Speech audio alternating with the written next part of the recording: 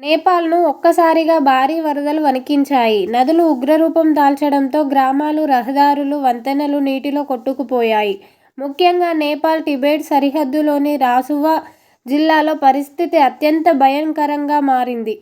ఈ వరదల్లో ఇప్పటికే పలువురు ప్రాణాలు కోల్పోగా వందలాది మంది గల్లంతయ్యారు. గల్లంతైన వారిలో విదేశీ పర్యాటకులు కూడా ఉన్నారు.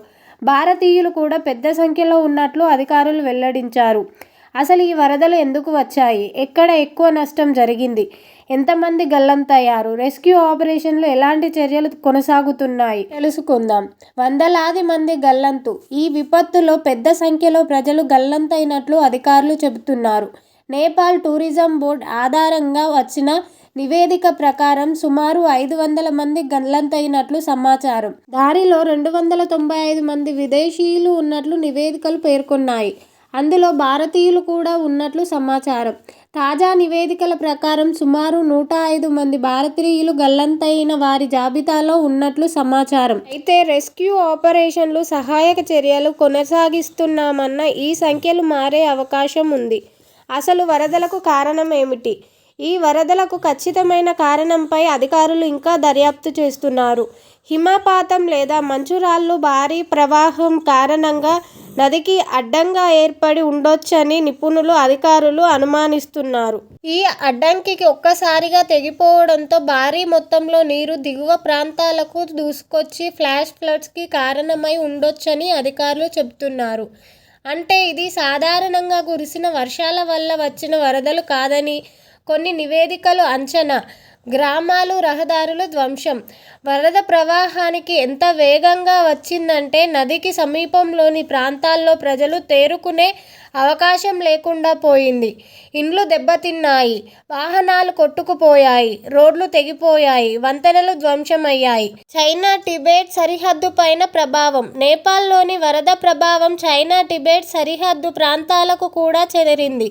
గైరాంగ్ ప్రాంతంలో మట్టి చర్యలు విరిగిపడడంతో భారీ నష్టం జరిగినట్లు చైనా వైపు నుంచి సమాచారం వచ్చింది. రంగంలోకి నేపాల్ సైన్యం. విపత్తు నేపథ్యంలో నేపాల్ ప్రభుత్వం వెంటనే సహాయక చర్యలు ప్రారంభించింది. Nepal army, police force, Nepal police బృందాలను రంగంలోకి దించారు.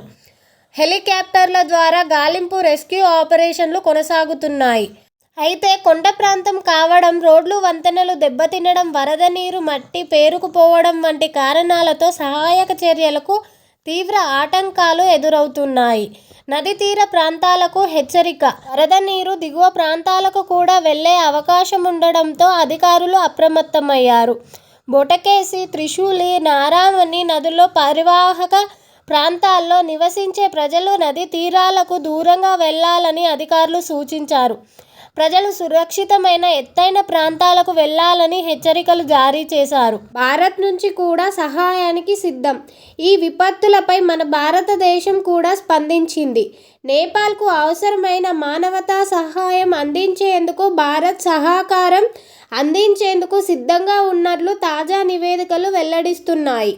ఇదే సమయంలో భారతీయులు గల్లంతైనట్లు సమాచారం రావడంతో వారి ఆచూకీ కోసం ప్రయత్నాలు కొనసాగుతున్నాయి. నేపాల్లో స్తంభించిన ఈ ఆకస్మిక ఫ్లాష్ ఫ్లడ్స్ మరోసారి హిమాలయ ప్రాంతాల ప్రకృతి విపత్తిని తీవ్రతను ప్రపంచానికి గుర్తు చేసింది.